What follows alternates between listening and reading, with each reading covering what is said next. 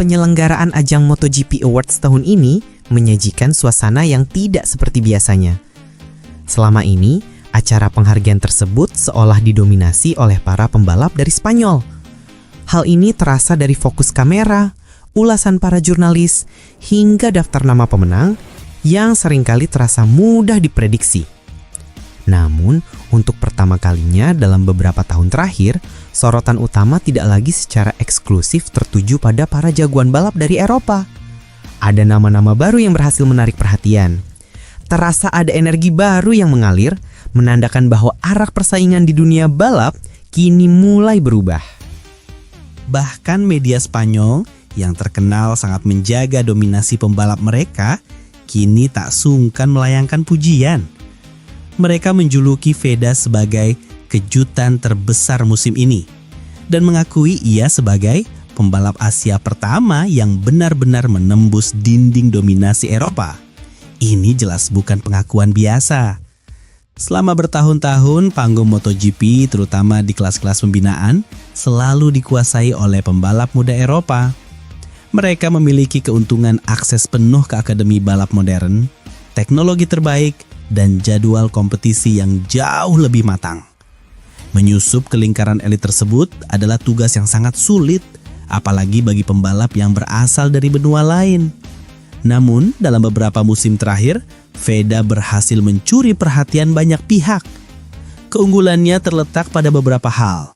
Ia punya kecepatan yang meledak di akhir balapan, mampu beradaptasi sangat cepat dengan perubahan setup motor, menampilkan gaya membalap yang agresif dan berani menekan batas, serta memiliki mentalitas kompetitif yang jarang terlihat pada pembalap semuda dirinya. Kombinasi kemampuan istimewa ini membuat para analis MotoGP mulai mengajukan pertanyaan serius. Apakah kita sedang menyaksikan awal dari kebangkitan besar pembalap Asia? Di acara FIM MotoGP Awards baru-baru ini, momen tersebut terasa semakin nyata. Nama-nama besar asal Spanyol seolah kehilangan sebagian daya tariknya. Kamera, jurnalis, hingga komentator internasional berulang kali menyebut nama Veda. Bahkan beberapa redaksi di Eropa sampai menulis bahwa popularitas pembalap Spanyol mulai goyah.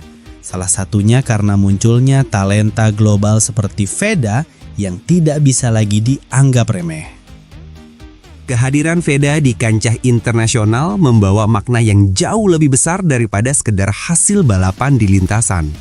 Ia menjadi penanda bahwa dunia balap motor kini benar-benar sedang memasuki era yang baru. Era baru ini ditandai dengan persaingan yang semakin meluas secara global. Talenta-talenta dari luar Eropa kini mulai mendapatkan panggung yang layak. Akademi balap di Asia yang sebelumnya kurang dilirik kini mulai diperhitungkan secara serius. Dan yang paling penting, dominasi panjang negara-negara Eropa mulai menunjukkan keretakan. Banyak pengamat berpendapat bahwa ini adalah kali pertama dalam 2 dekade terakhir masa depan MotoGP tidak lagi eksklusif milik Spanyol, Italia, atau Prancis. Dunia kini mulai membuka mata terhadap berbagai kemungkinan dan potensi baru. Menariknya, sorotan dunia balap saat ini tidak hanya terpusat pada Veda. Di sisi lain lintasan, ada nama Uriarte, pembalap muda berbakat asal Spanyol yang juga sedang menanjak popularitasnya. Media olahraga Eropa bahkan menjuluki kedua pembalap ini sebagai generasi emas baru MotoGP. Meskipun keduanya diyakini akan bersaing ketat dalam beberapa tahun mendatang, mereka memiliki karakter yang berbeda. Veda Ega Pratama dikenal memiliki gaya balap yang sangat agresif. Ia unggul dalam hal adaptasi cepat, keberanian untuk menekan batas maksimal motornya, dan mampu mencapai kecepatan instan begitu menemukan ritme yang pas. Sementara itu, Uriarte adalah tipe pembalap yang stabil. Kekuatannya terletak pada perhitungan yang sangat matang di setiap tikungan, mental bertarung yang kuat sejak di level junior, dan konsistensi luar biasa dari lap ke lap. Dalam laporan European Match Review, para analis dengan tegas memprediksi bahwa baik Veda maupun Uriarte akan menjadi faktor krusial menjadi pembeda yang menempatkan kedua bintang muda ini pada jalur karir yang berbeda. Usia. Uriarte yang telah genap berusia 17 tahun, kini memenuhi syarat untuk langsung naik ke kelas Moto3 sesuai peraturan Federasi Internasional Sepeda Motor. Oleh karena itu, ia telah melangkah lebih dulu ke kompetisi penuh dan mulai mengumpulkan jam terbang yang sangat penting untuk pengembangan karirnya. Sementara itu Veda masih harus bersabar menunggu. Meskipun penampilannya di kelas menengah sangat mengesankan, regulasi usia saat ini membuatnya belum bisa naik kelas secara resmi. Namun justru disinilah letak drama dan sisi menarik dari persaingan ini. Beberapa pakar MotoGP menilai bahwa jeda waktu 1 tahun ini justru dapat menjadi keuntungan besar bagi Veda. Waktu tunggu ini memberinya kesempatan untuk memperkuat teknik dan pengalaman membalapnya. Ia juga bisa belajar dari jarak yang aman tanpa tekanan besar dari kompetisi penuh. Hasilnya, ketika saatnya tiba untuk masuk ke kelas Moto3, Veda diharapkan sudah berada dalam kondisi yang sangat matang. Bahkan, ada yang berpendapat ketika Veda akhirnya naik kelas, ia berpotensi untuk langsung tampil meledak dan mengejutkan banyak pihak. Media internasional sangat menyukai perbandingan antara Veda dan Uriarte. Mereka datang dari 2 benua, 2 budaya, dan 2 jalur karir yang berbeda. Namun, keduanya memiliki satu misi utama yang sama, mengguncang dunia MotoGP. Persaingan antara kedua pembalap ini digadang-gadang akan menjadi salah satu kisah paling menarik yang disajikan dalam beberapa musim mendatang.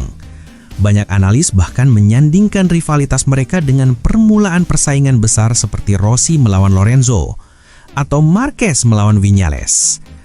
Saat itu, 2 talenta muda perlahan naik ke kasta tertinggi dan akhirnya bertemu di momen puncak karir mereka. Perbedaannya kali ini adalah persaingan tersebut lahir dari 2 belahan dunia yang sangat berbeda. Jika tidak ada halangan berarti, begitu Veda telah memenuhi syarat usia dan akhirnya bertemu Uriarte di lintasan Moto3, dunia balap akan disuguhi sebuah rivalitas baru yang terasa segar, intens, dan berskala global.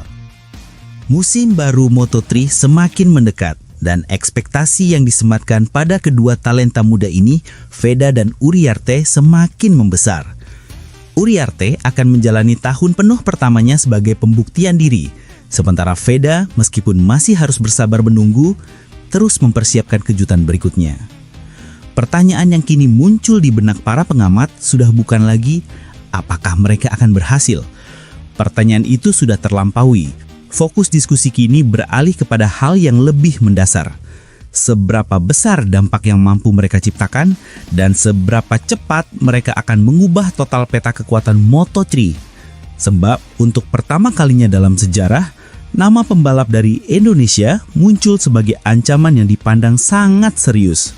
Dan untuk pertama kalinya pula, media-media Spanyol mulai menunjukkan rasa gelisah. Satu hal yang tidak bisa disangkal, dunia Moto3 saat ini berada di tengah perubahan besar. Veda dan Uriarte bukan hanya sekedar pembalap muda berbakat biasa.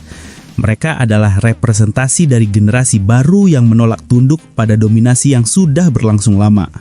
Dalam waktu dekat, kita kemungkinan besar akan menyaksikan bagaimana seorang pembalap dari Indonesia dan seorang pembalap muda dari Spanyol akan saling mengejar, saling menguji batas kemampuan, dan secara tidak langsung memaksa satu sama lain untuk menjadi yang terbaik.